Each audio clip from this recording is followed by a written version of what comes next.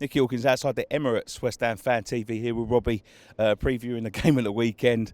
One that I'm not looking forward to, Robbie. You looking forward to it?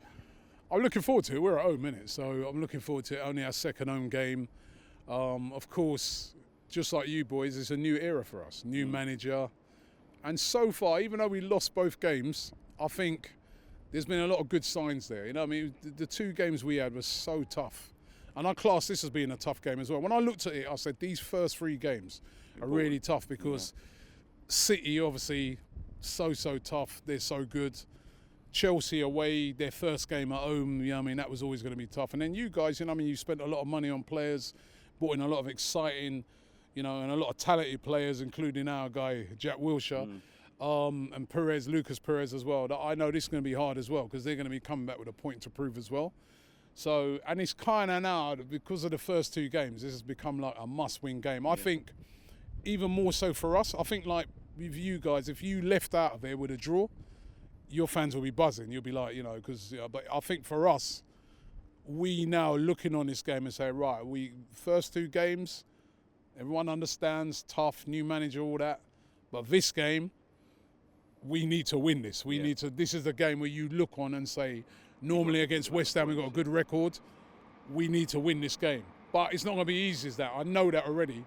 But it's a must-win for us. So I think all the pressure for this game is really on us. It's a tough one, really, because especially with us against Bournemouth, we're having the danger of, there was so much positivity around in the summer, you know, with all the changes and stuff and all the money that was spent. We're in a bit of danger now of losing all that positivity and slipping back into that negativity. Do Arsenal feel the same? Not at the moment, because, as I said, because the first two games are so difficult, I don't think nobody was under any illusions. Give you a bye for that one, yeah. Yeah, and then the thing is as well, is the performances have been good. It's not like if we got rolled over in those first two games, then maybe fans would be, but I think the performances were good. The performance in particular against Chelsea, I felt that on another day we could have won that game. Yeah. You know what I mean? We had clear, open chances that we missed. And not only that, they fell to the sort of players that you'd be like, yeah, I'll put my house on him to score it, like Aubameyang, Mkhitaryan, and they missed them. So we created so much that, you know, people are like, you know what, I'm happy with the performances. We know it's going to take a bit of time. But I think if we was to lose to you guys now, then there could be more questions because no one's disrespecting West Ham, but they're just looking at it and saying we've got such a good record against West Ham over the years at home.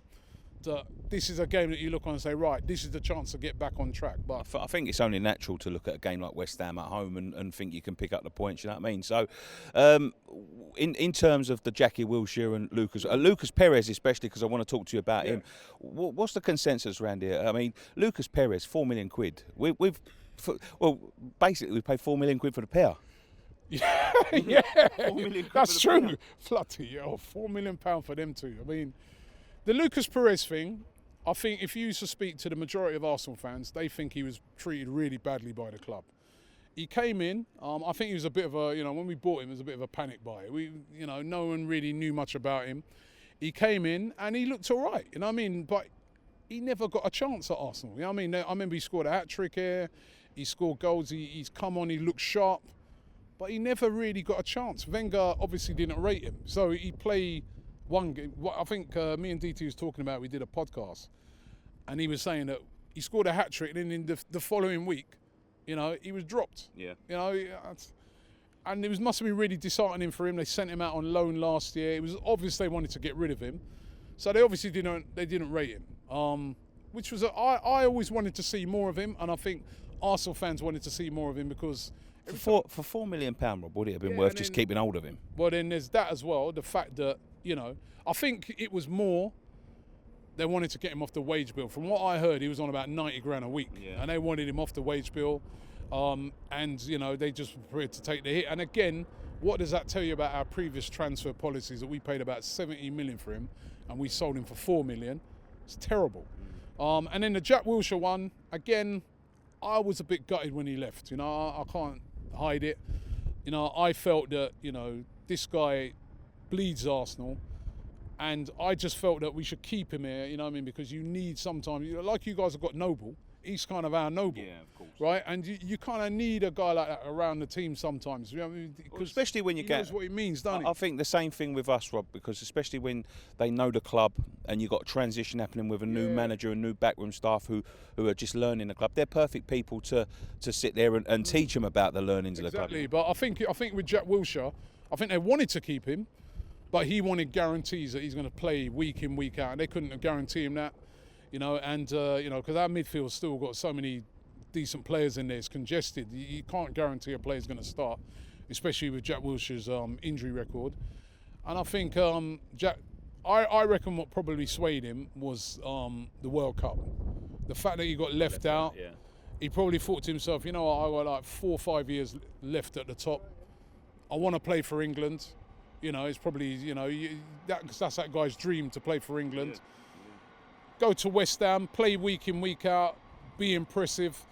The way Gareth Southgate sort of rolls, you can see he will pick a team from a West Ham. So I understand it, but I am so gutted that he left because, you know, he's such a nice kid.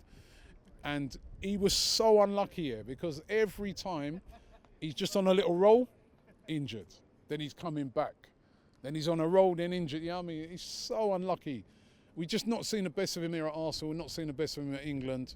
Could have done with a player of his talents in the summer. You know, I was at the World Cup, and I said it right from the start. I like, you know, you need some of his creativity in the midfield, somebody who's not scared to receive the ball under pressure.